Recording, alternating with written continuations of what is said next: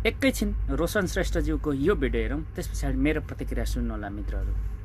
दल दर्ता भएको जम्मा 6 महिनाभित्र 7वटा सिट जितेर राष्ट्रिय पार्टी बन्न सफल भयौँ भनेर खुसी मनाउने कि 2079 को निर्वाचनमा सँगै मेयर बनेका बालेन झन्डै 2/3 लिएर प्रधानमन्त्री बन्दैछन्, आफू चाहिँ जम्मा 7वटा सिट लिएर प्रतिपक्ष बन्नु पर्यो भनेर दुखी हुँदै रहेथे। मेयर हुनु अघि दुवैले देशको लागि खासै ठुलो योगदान त गरेका थिएनन्।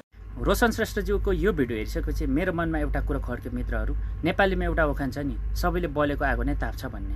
साँच्चै बलेको आगो नै ताप्न थाल्नुभयो कि रोशन श्रेष्ठज्यूले नि भन्ने मलाई चाहिँ फिल भयो। किन मेरो बुझाइमा बालेन्द्र शाह एउटा यस्तो पात्र हो जुन पात्र चाहिँ आफ्नो बलबुतामा एउटा पार्टी स्थापना गरेर जनतासम्म जाने आँट गरेन। फलस्वरूप उहाँ घन्टी पार्टीमा विलय हुनुभयो, घन्टी चुनाव चिन्ह लिएर चुनावमा होमिनुभयो। हर्क साम्पाङज्यू एउटा यस्तो पात्र हो जुन पात्रले चाहिँ आफ्नै बलबुतामा आफ्नै दममा एउटा पार्टी स्थापना गरेर यति छोटो समयमा नै यति धेरै जनताको विश्वास जित्नुभयो। यो नै ठुलो कुरो हो।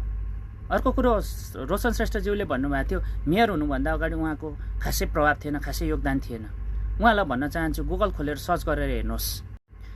मेयर हुनुभन्दा अगाडि बालेन्द्र शाह कहाँ थिए त्यो मलाई थाहा भएन, तर मेयर हर्क साम्पाङ जनता सामुन्ने हुनुहुन्थ्यो। जनताको आवाजलाई बुलन्द बनाएर अघि बढिराख्नु भएको थियो, चाहे त्यो बिपी अस्पताल सुधारको कार्यमा होस्, चाहे त्यो खानेपानीको कुरामा होस्। त्यसैले म भन्छु हर्क साम्पाङ र बालेन्द्र शाहको तुलना हुन सक्दैन। हर्क साम्पाङ इज हर्क साम्पाङ।